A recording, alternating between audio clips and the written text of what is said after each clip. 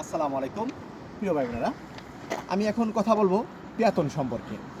পেয়াতন হলেন পথচারী আর কি, যারা পায়ে চলে তাদেরকে পেয়াতন বলে আর কি। পেয়াতনের অনেকগুলা প্রকার আছে, যারা বিসিক্লেটা ঠেলে নেয় ঠেলে নেয়, এইসব বিষয়ে আমরা কথা বলতে যাবো না। আজকে শুধু আমরা পেয়াতন সম্পর্কে কথা বলবো। এখন আসি, আমরা যেই রাস্তাটা দাঁড়ায় আছি এটার নাম হয়েছে কারেতারা কনভেনশনাল বলা যেতে পারে, এটা ফরাদে পোবলাদোতে। এখন আসি, পেয়াতনরা শহরের ভেতরে, বিশেষ করে যে সকল জায়গা শহর, এই শহরের ভেতর পেয়াতনরা কোন পাল্টা হাঁটবে? শহরের ভেতর পেয়াতনরা হাঁটবে দেরেচা এবং ইস্কেদা, সেগুন লা ভিসিবিলিডad, যেই সাইডে ভালো দেখা যায় সেই সাইড দিয়ে তারা হাঁটবে, কোনো সমস্যা নাই। শহরের ভেতরে ডাইন বাম দা হাঁটবে। কিন্তু শহরে বাইরে পেয়াতনরা হাঁটবে কোন জায়গা দিয়া?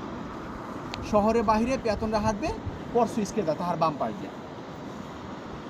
পরশু ইস্কেদা, তাহার বাম পাশ দিয়ে হাঁটবে। বাম পাশ দিয়ে হাঁটবে পেয়াতনরা, এই বাম পাশ দিয়ে হাঁটবে, বাম পাশ দিয়ে হাঁটবে। কেন পেয়াতনরা বাম পাশ দিয়ে হাঁটবে? ত্রাবেসিয়া এবং ফয়রাদে পোবলাদো, মানে শহরে বাইরে দিয়া, হ্যাঁ, অথবা মহাসড়ক দিয়া পেয়াতনরা কেন বাম পাশ দিয়ে হাঁটবে? কেন?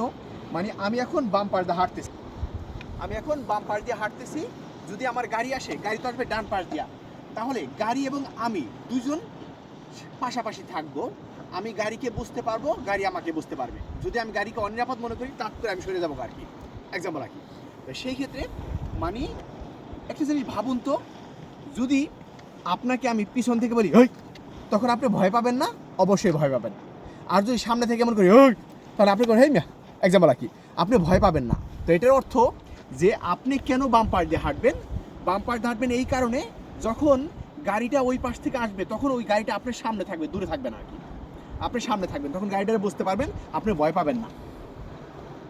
আর যদি আপনি ডান পাশ দিয়ে হাঁটেন, এই গাড়িটা তো এখান দিয়ে আসবে, আপনি যেদিকে হাঁটেন গাড়িটা তো এখান দিয়ে আসবে, এখান দিয়ে আসবে, তখন ছ্যাট করে উঠবে আপনার পরানের ভেতরে, তখন আপনি পড়ে যেতে পারেন আর কি। পয় দিয়ে কায়েটছে, আপনি পড়ে যেতে পারেন। তাহলে আমরা আবার পয়েন্টে আসি। শহরের ভেতরে পেয়াতনরা মানে পথচারীরা ডান এবং বাম উভয় পাশ দিয়ে হাঁটাহাঁটি করতে পারবে, মানে যেই জায়গায় ভালো দেখা যায় সেই জায়গায় হাঁটবেন। আর শহরে বাইরে এবং ত্রাবেসিয়া, ত্রাবেসিয়া হয়েছে এক ধরনের উপশহরের মতন, অথবা মহাসড়ক এবং শহরের সাথে সংযোগ সড়ককে ত্রাবেসিয়া বলে। তাহলে ত্রাবেসিয়া এবং ইন্তেরুবানা অথবা ফরাদে পোবলাদো, মানে শহরে বাইরে রাস্তাটা পেয়াতনরা হাঁটবে, পর সুইচকেটা তাহার বাম পাশ দিয়ে হাঁটবে, আপনি বাম পাশ দিয়ে হাঁটবেন, বাম পাশ দিয়ে হাঁটবেন। কিন্তু আপনি কি ফরাদে পোবলাদো অথবা ত্রাবেসিয়াদা ডান পাশ দিয়ে হাঁটতে পারবেন না? হ্যাঁ, আপনি ডান পাশ দিয়েও হাঁটতে পারবেন, পর রাসুনিস দিয়ে সেগুরিদাদ, নিরাপত্তার স্বার্থে আপনি ডান পাশ দিয়ে হাঁটতে পারবেন। কেন? যেমন ধরেন যে এই যে একটা রাস্তা, এটা ফরাদে পোবলাদো, এটা শহরের বাইরের রাস্তা, এখানে হাঁটার নিয়ম হচ্ছে বাম পাশ দিয়া। কমন নর্মা খিনিরাল সাধারণ নিয়ম, আমরা বাম পাশ দিয়ে হাঁটবো। কিন্তু বাম পাশে দেখেন কত চাপা, যদি একটা গাড়ি বেকটে ভাবে আইসা পড়ে, আমি দৌড়ে হাঁটতে পারবো না, দৌড়ে হাঁটতে পারবো না।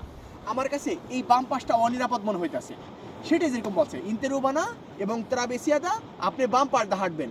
কিন্তু আপনি কি ডান পাশ দিয়ে হাঁটতে পারবেন? পারবেন, পর মায়োর সেগুরিদাদ, বেশি নিরাপত্তার স্বার্থে, পর রাসুনেস দে মায়োর সেগুরিদাদ, বেশি নিরাপত্তার স্বার্থে আপনি ডান পাশ দিয়ে হাঁটতে পারবেন। এখানে এই জায়গায় আমি বেশি নিরাপদ বোধ করতেছি ডান পাশে, আমি ডান পাশ দিয়ে হাঁটবো, ডান পাশ দিয়ে হাঁটবো, এই আর কি। তাহলে এখন আসি, এই যে বিষয়টা, এই বিষয় কিন্তু লাইসেন্সের সাথে সম্পর্কিত আমি বলতে চাইতেছি না, আমি বলতে চাইতেছি এটা আমাদের সমাজের সাথে সম্পর্কিত।